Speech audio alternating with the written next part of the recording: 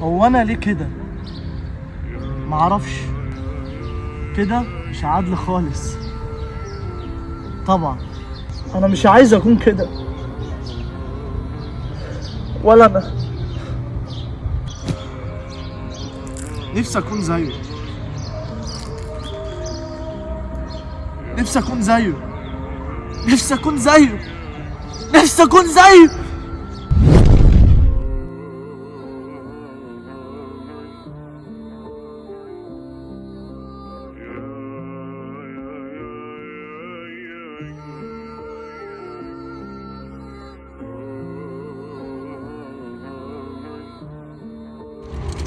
معلش يا حبيبي اتأخرت عليك.